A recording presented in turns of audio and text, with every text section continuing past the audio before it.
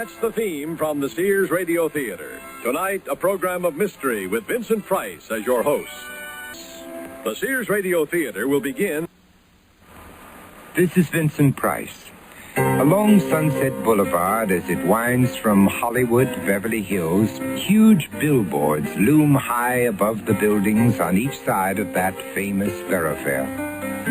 Looking down from those big posters are the faces of rock stars and ballad singers proclaiming the releases of their new phonograph record albums. Sunset is a boulevard paved with dreams.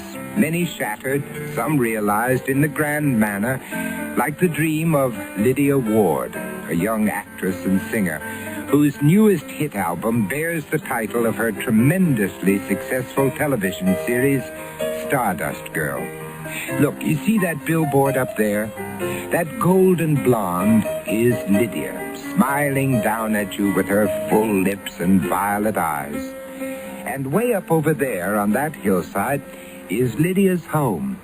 She has often gazed out of that big picture window to smile back with understandable pride at her likeness on the billboard below. But today, as she dials the telephone beside her chaise longue, Lydia's thoughts do not dwell upon success. They are filled with nostalgia.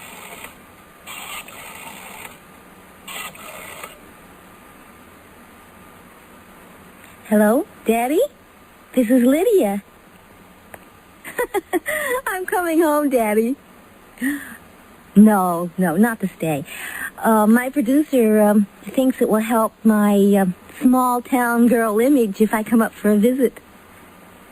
Well, some public appearances and a couple of local newspaper and television interviews. Hometown stuff. I know Woodport's not a real small town, but it's not Los Angeles or New York either. Derek? Oh, he's wonderful. Our 5th anniversary's coming up soon. Can you believe it? What? Of course we're bringing little Wally. After all, you're his grandfather. Can you believe he's almost 5 years old? I know you do, Daddy. And I love you, too. Bye.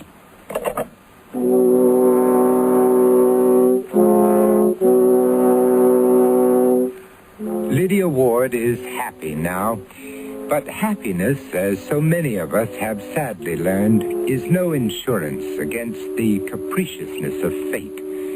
And that's only the beginning of our story.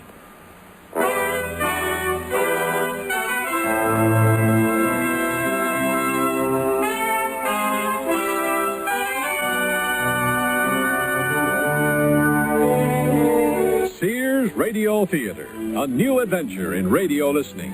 5 nights of exceptional entertainment every week, brought to you in Elliott Lewis' production of the Sears Radio Theater. Our story, The Girl on the Billboard, by Glenn Hall Taylor. Our stars, Rick Jason, Joan McCall, and Tom Brown.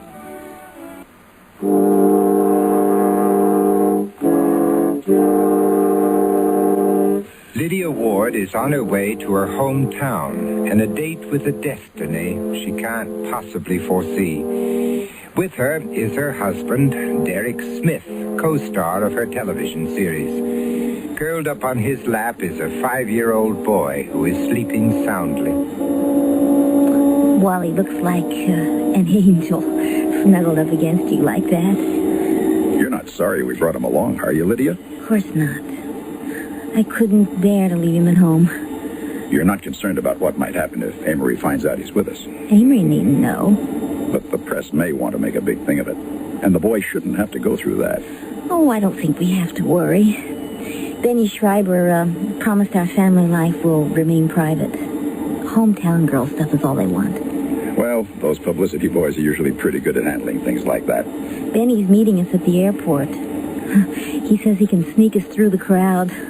And once we're in our hotel suite, Wally will be safe and secure in his own room. Your attention, please. We are now approaching Woodport and should be landing in approximately 7 minutes. Please fasten your seatbelts. Hello,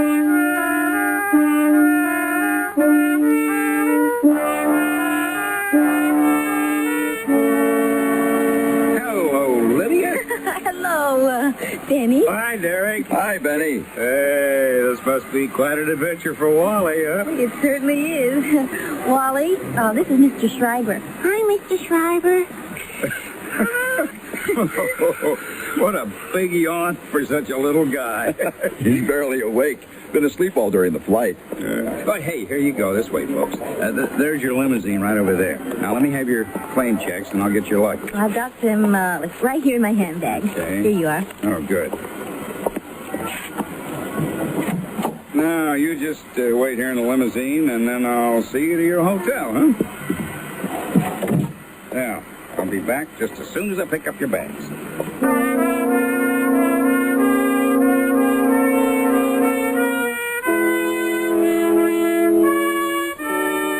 Well, this is it. How do you like it? It's a beautiful suite.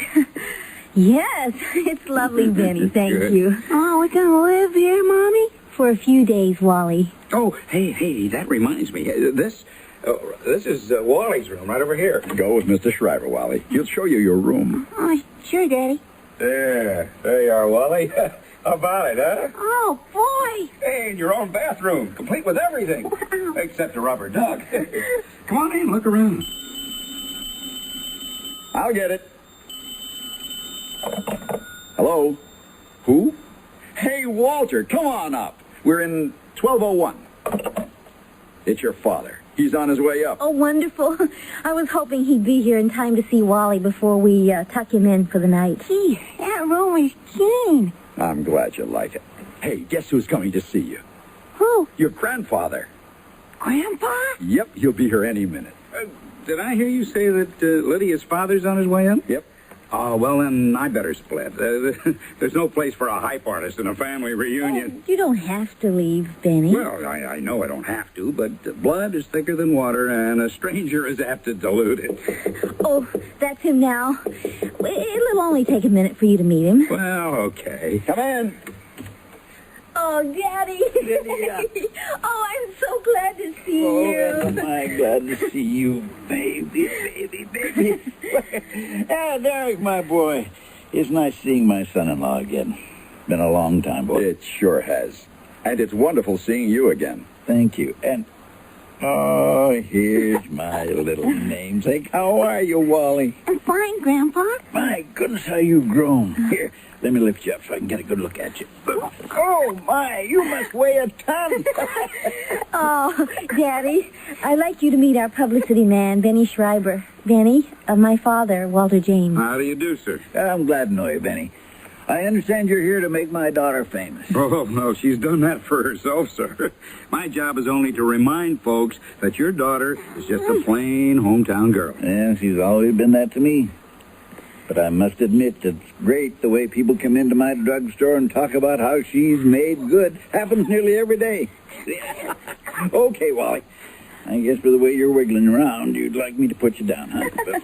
There you are. That better? Yeah, thank you. Oh, Mommy, is it all right if I go back to my room now? Of course, darling. Oh, good night, Grandpa. Good night, Wally. Night, son. Well, I'll say good night, too, sir. It was very nice meeting you. And you too, Benny. Good night. Seems like a nice fella. He is. Now sit down, Daddy. They're going to send up something to eat, and we'll get caught up on talking.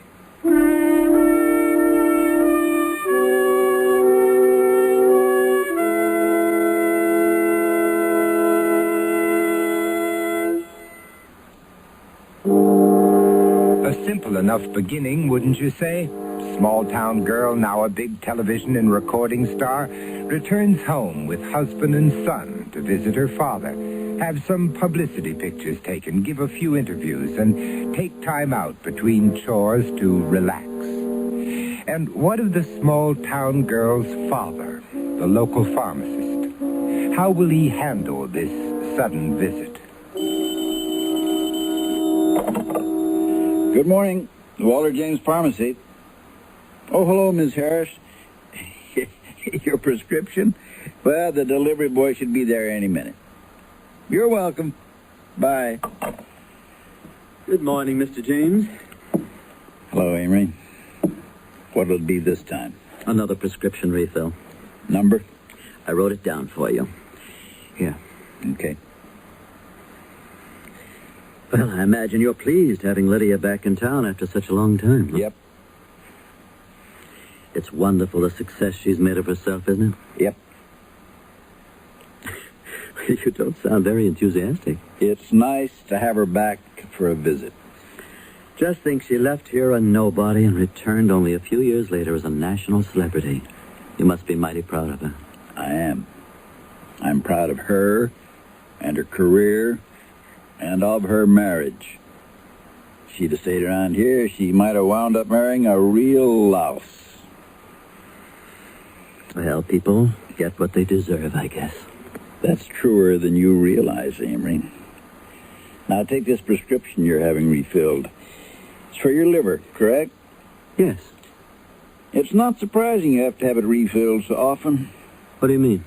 Well, I'm not a doctor, but it's my guess that the reason you've had liver trouble for so many years is that with all your mean thoughts, you manufacture more bile than 2 livers could handle. Look, Mr. James, I don't give a damn what you think of me, but I'll tell you one thing. If your daughter doesn't settle certain matters to my satisfaction before she leaves town, I'll make it plenty hot for her. Well, Amory, you're running true to form. All that bile you're building up is apt to kill you one of these days. Never mind the lecture. Just fill my prescription. Sure. It'll only take a minute. Who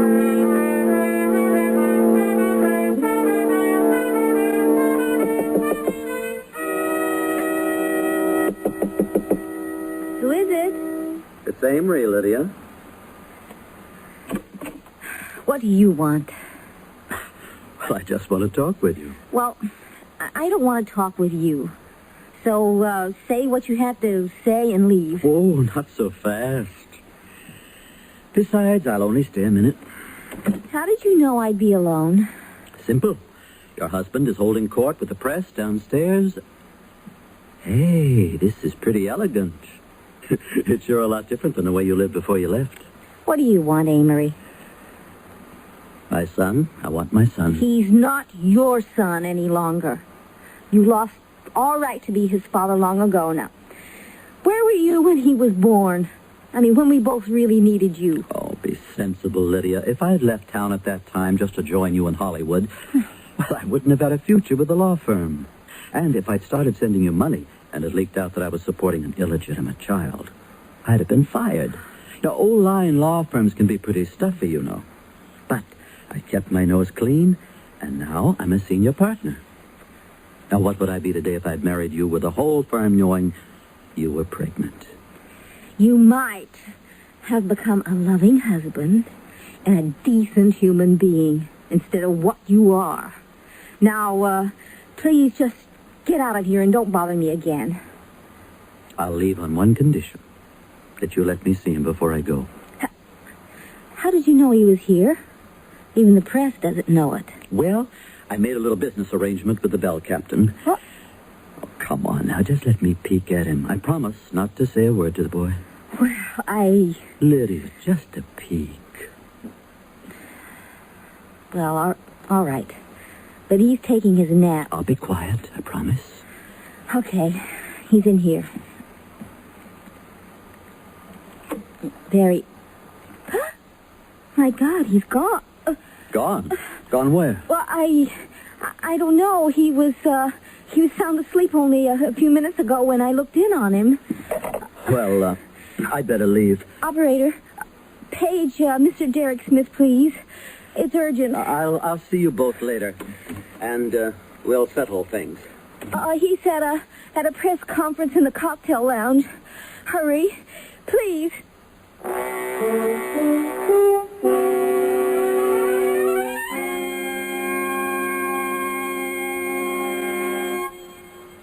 Sears Radio Theater will continue. This is Vincent Price. Years ago, a pretty young girl, Lydia James, frightened and alone, had run away from her home in Woodport. Pregnant with an illegitimate child, fearful of what people in such a small town might say, she ran to a big city, to Los Angeles, and changed her name to Lydia Ward. Happily, she bore a fine son, found that she had gifts as both singer and actress, and began a career which continued with astonishing success. First as a singer, and then as a television star. To further compound this joyous recovery from what had appeared to be disaster, she had fallen in love with Derek Smith, her co-star on the television series, and they had married. Derek had legally adopted the boy as his own, and now this family had returned to Lydia's hometown to face this, little Wally's disappearance. Now they await the arrival of the police.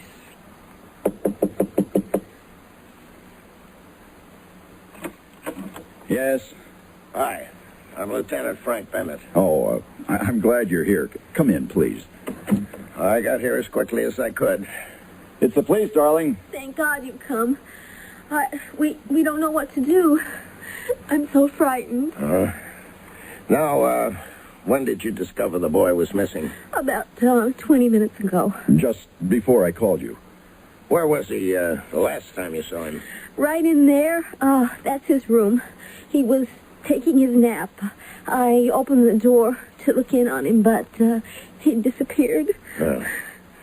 Would he have had to come through this room to leave the suite? Oh, no. There's a door that leads from his room to the corridor. But I know he wouldn't have left all by himself. Especially here. The hotel's completely strange territory to him. Mind if I take a look? Sure. Oh, Derek, I just know he's been kidnapped. What if he should... Now, try not to worry, darling. The police will find him.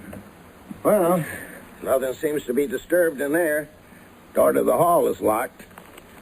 I found this on the floor beside the door. What is it? It's an envelope addressed to both of you. It may have been left there by the person who took the boy. It's funny, I didn't see it when I looked in to check on Wally. I was too distracted, I guess. Oh, his name is Wally. Walter Smith. Well, it's a ransom note, all right. Here. We want $20,000 for the return of your son. You will receive instructions by phone. That's all? That's all. Here, see for yourself. Thanks. Oh, it's ordinary scratch pad paper. Typewritten. I'll take this with me. Now, is there anyone you can think of who might have done this? Almost anyone, I guess. Considering the publicity we've been getting since we got here. Everyone's been aware we're staying at this hotel, for example. Yeah, and the press, radio, and television inform the public about your incomes. Oh, yeah. There's plenty of kooks around who might conclude you'd be an easy push for 20 grand. Well, could you give me a description of the boy, please? His, eyes are dark brown like his father's. His hair is blonde. About the color of Lydia's. Mm-hmm. Do you have a photograph of him? Yeah, I've got one in my wallet. Let's see now. Height? Last time we measured him, he was a little over 3.5 feet. Weight? About 40 pounds. Here's a color snapshot of him. It's fairly good likeness. Oh, that's fine. Well, okay, I'll get back to headquarters and get the machinery moving. Now, for the time being, I'm going to keep the press out of this. And please, don't either of you talk to anyone. We won't, believe me. All right. Now, if you hear from the kidnapper before we get a tap on your phone, call me immediately. Right. Find him, Lieutenant.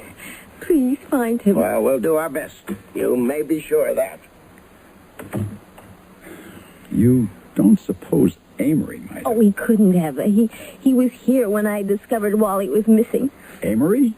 Here? Yes, we argued about Wally as usual. He was quite nasty at first, but he calmed down when I agreed to let him take a peek at Wally. Well, why did you tell him Wally was with us? I didn't. He said he found out from the bell captain.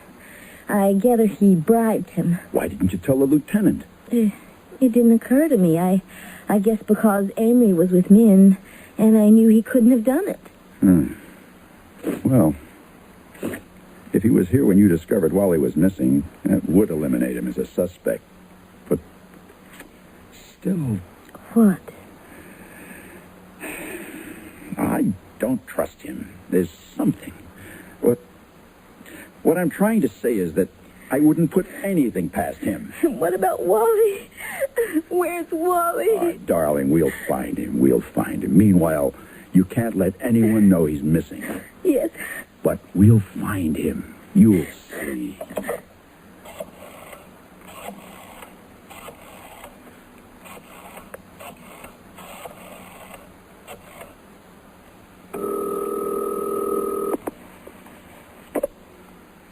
Walter James Pharmacy. Walter, this is Derek.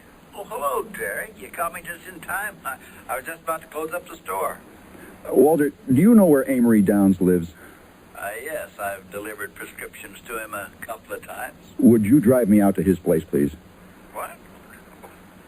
Sure, but do you think it's wise going out there at this hour? It's nearly 10 o'clock. I know, but I've got to talk to him. Can't it wait until morning? No, something's come up. This is really urgent. Well, okay. I'll leave right now and pick you up in front of your hotel. Thanks, Walter. I'll be waiting.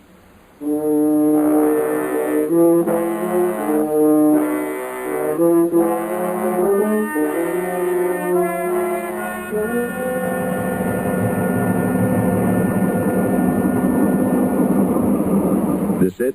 Yeah. The one with the circular driveway. I'll pull in and park near the steps. Very impressive place he's got. Amory's doing all right. That is an understatement. The house was bought with money his wife inherited.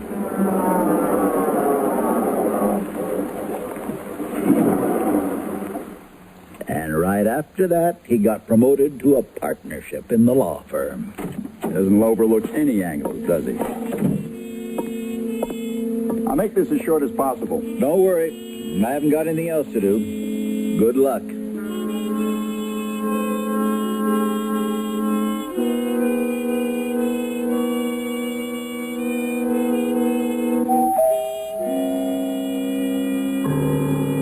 wonder who that can be at this hour. Oh, dear. I guess I'll have to go see. How about Joseph? He and the maid are both asleep. I'll go. Be careful who you let in. I'm not stupid, you know. Yes? I'm Derek Smith. I'd like to speak to Mr. Downs. You're Mrs. Downs? Yes.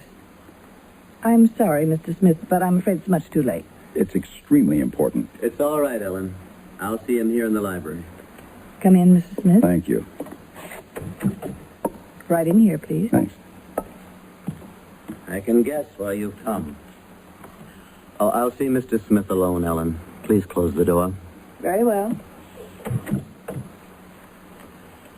Now then, Smith, let's get right to it, shall we? I intend to. Why did you come to the hotel this evening? To see my son. He's my son. I've adopted him legally. Even his birth certificate states that Lydia and I are the parents of Walter Smith. Yes, I know that legal ploy, issuing a new birth certificate to protect the child. But there's another legal point you're overlooking. What's that? I'm the boy's natural father, and if I have to, I'll take it to court complete with blood tests to prove it. That's ridiculous. The adoption is legal. You'll only hurt the boy. No, not hurt the boy. Get him away from you. I'm a lawyer, and I know. I'll leave. I'm not leaving until we settle this. I don't think you came to the hotel to see what... What the devil are you doing? I'm throwing you out of my house. Let go of me. If you won't walk out of here, I'll drag you out horizontally. No one punches me around. You take one more swing at me and so help me out. I warned you not to. Oh. You want more? Get up. Come on. Get up, you louse. Plenty more. Come on, get up. Amory? Amory? Oh, dear God. She's dead.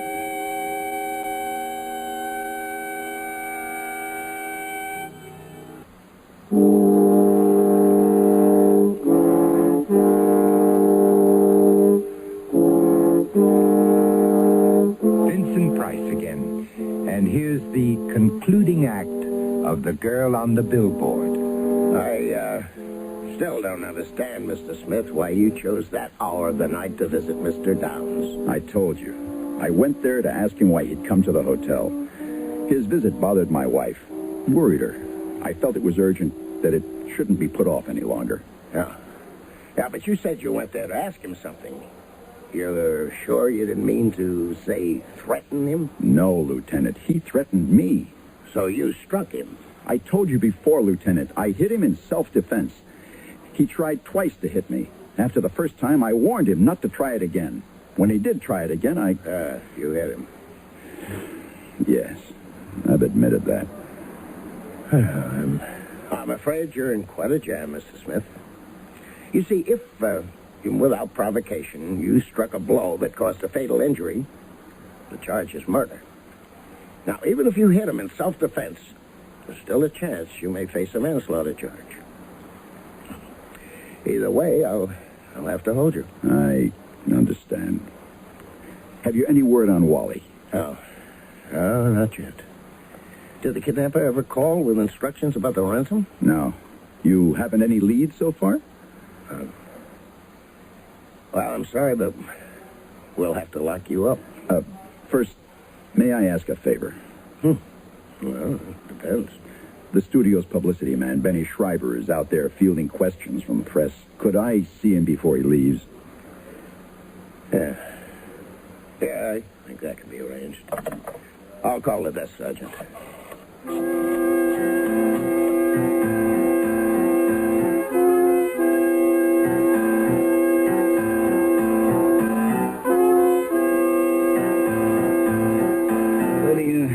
I know we came to Woodport to drum up some publicity, but... Oh, boy, this is ridiculous. Just came from police headquarters. Oh, poor Derek has had it. He's really beat. The TV, radio, newspaper people are crawling around there like ants at a picnic. Luckily, the cops are not letting them get to Derek.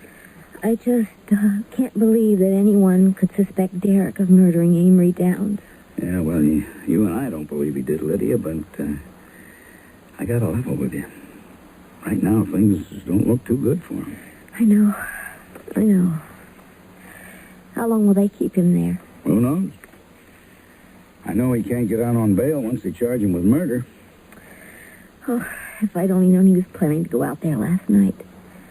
I might have been able to talk him out of it. I don't know why he connected Wally's disappearance with... Hi, folks. Oh, Derek. Darling. Hey, what happened? Oh, Derek, hold me. Hold me. I was afraid they wouldn't let you go. How come they released you? I can't believe it. They started to take me to a cell when a man from the police lab came in with the information that Amory had been poisoned. Poisoned? He didn't die from the blow. Go on. What is it? Whatever it was that poisoned Amory was in some medicine he took. And the prescription was from your father's drugstore. Oh, no.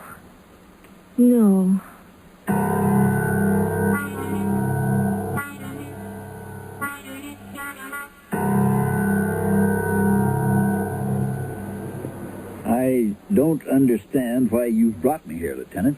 We want to question you regarding the death of Amory Downs. But what makes you think I know anything about that? This 2-ounce bottle, Mr. James. Yeah? What about it?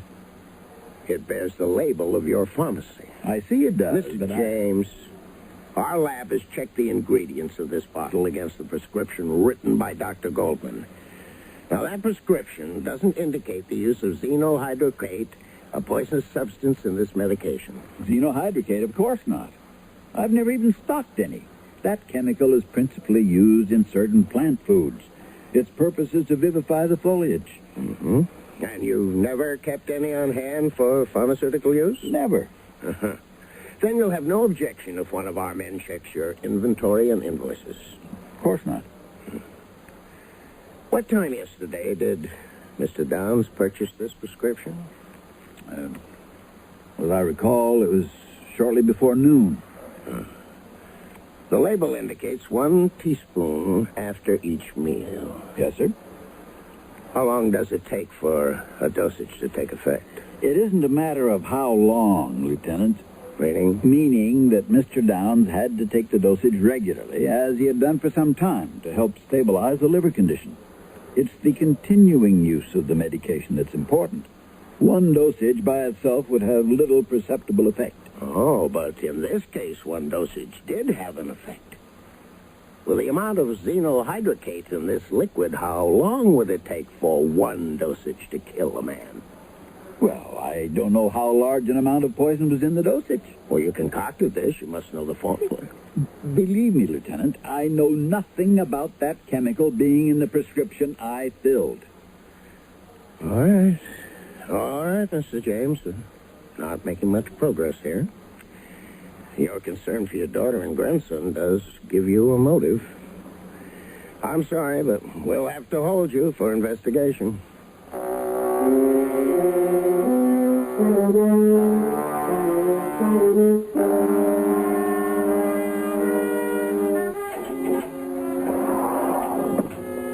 Now, you're entitled to only a few minutes, Mr. Smith. That'll be fine, guard. Thank you.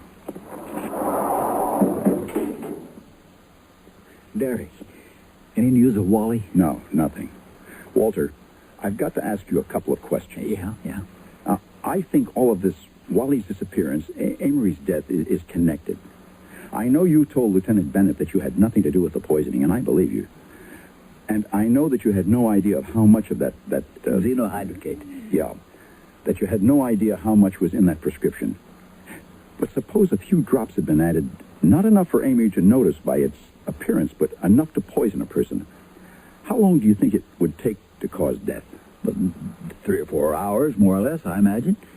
Then, if Amory had taken a dose right after lunch and didn't die until late evening, that would mean that the poison wasn't in the prescription at lunchtime, right? Right. Which means that the poison was added to that bottle after he'd taken his lunchtime dose. Of course. Thanks. I think I'll pay a visit to Mrs. Downs.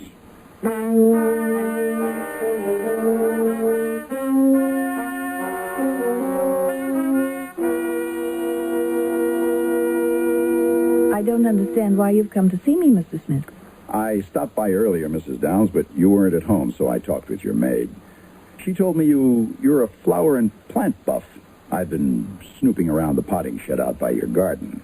You had no right to. I found this.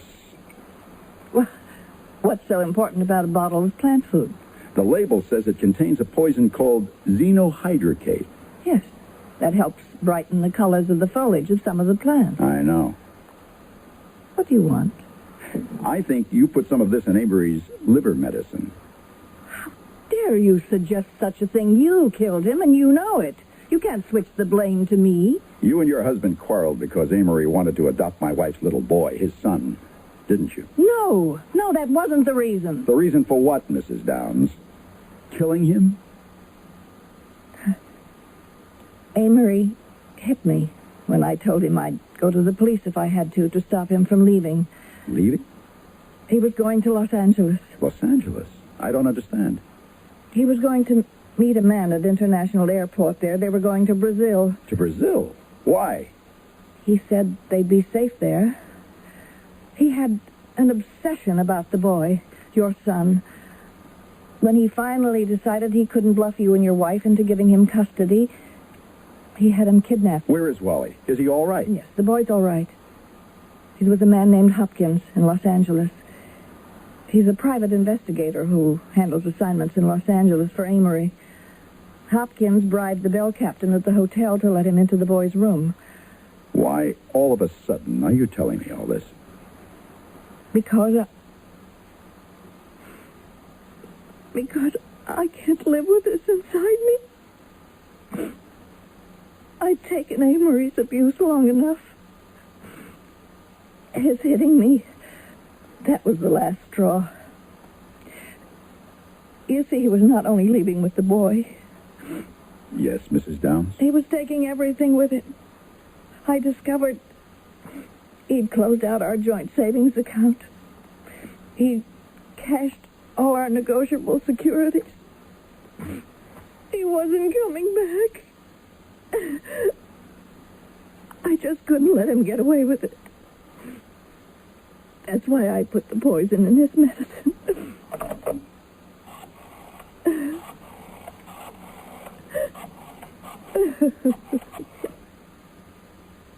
Police? Lieutenant Bennett, please. And hurry. Who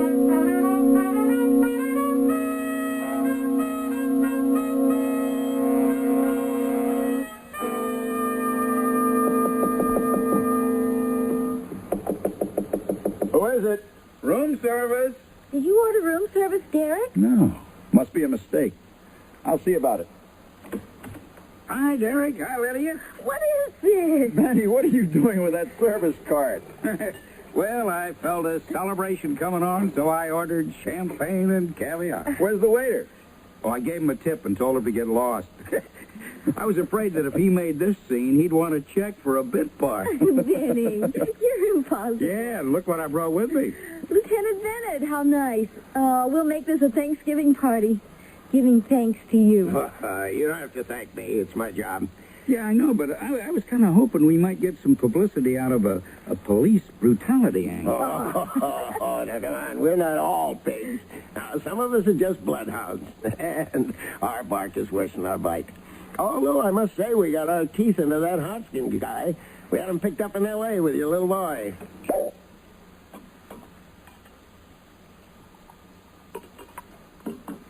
Well, here's to everyone. Especially you, Lieutenant, for bringing back our son. Thank you.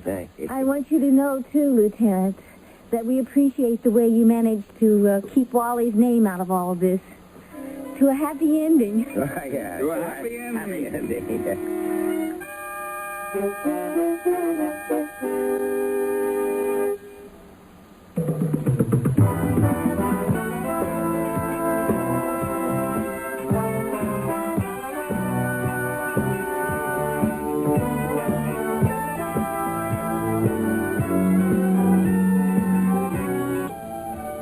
The Girl on the Billboard was written by Glenn Hall Taylor, produced and directed by Elliott Lewis. Your host was Vincent Price. Our stars were Rick Jason, Joan McCall, and Tom Brown. Featured in the cast were Jack... The music for Sears Radio Theater was composed and conducted by Nelson Riddle. This is Art Gilmore speaking. Associate Director of Sears Radio Theater is Ken McManus. Sound effects were created by Bud Tollefson. Mark Trella is production supervisor. And the recording engineers are Joe Wachter and Hal MacDonald. The Elliott Lewis production of Sears Radio Theater is a presentation of CBI.